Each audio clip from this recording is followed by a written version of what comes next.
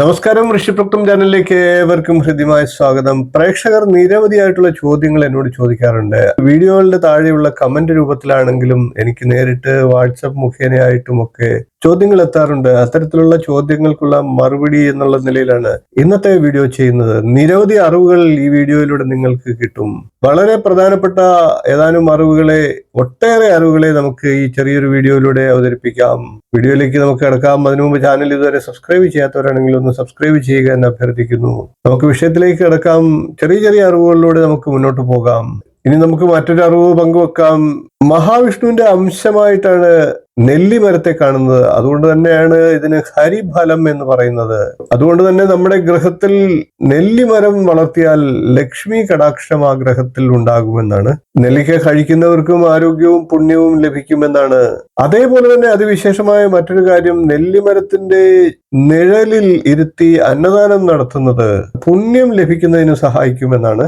ഏകാദശി ദിവസം വ്രതമനുഷ്ഠിക്കുന്ന ദിവസം അടുത്ത ദിവസമായിട്ടുള്ള ദ്വാദശിയിൽ നെല്ലിക്ക ആഹാരത്തിൽ ഉൾപ്പെടുത്തി കഴിക്കുന്നത് പതിവാണ്.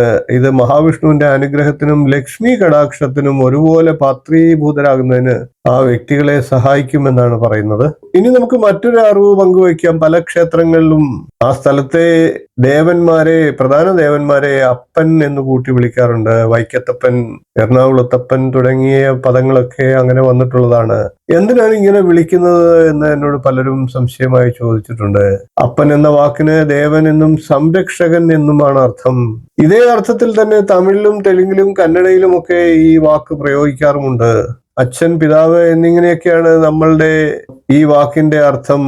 അതാത് തട്ടകങ്ങൾ കാത്തു സൂക്ഷിക്കുന്നവരെയാണ് അച്ഛൻ, അപ്പൻ എന്നിങ്ങനെയൊക്കെയുള്ള വാക്കുകളോടെ നാം പ്രതിനിധീകരിക്കുന്നത്. അതാത് തട്ടകങ്ങളിലൊക്കെ അതായത് സ്ഥലങ്ങളൊക്കെ രക്ഷിക്കുന്നവരാണ് ദേവൻ.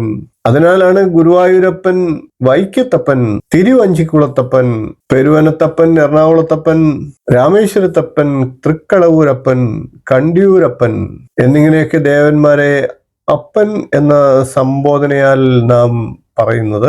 ഒട്ടേറെ അറിവുകൾ നിങ്ങൾക്കായിട്ട് ഈ വീഡിയോയിലൂടെ പറഞ്ഞിട്ടുണ്ട്. വീഡിയോ ഇഷ്ടപ്പെട്ടുവെങ്കിൽ ഒന്ന് ലൈക്ക് ചെയ്യുക, ഷെയർ ചെയ്യുക, ചാനൽ ഒന്ന് സബ്സ്ക്രൈബ് ചെയ്യുക, നിങ്ങളുടെ അഭിപ്രായം കമന്റായിട്ട് അറിയിക്കുക. ഇനിയും ഇതുപോലുള്ള നല്ല നല്ല അറിവുകളുമായി നമുക്ക് വീണ്ടും കാണാം. നന്ദി, നമസ്കാരം, ശുഭദിനം.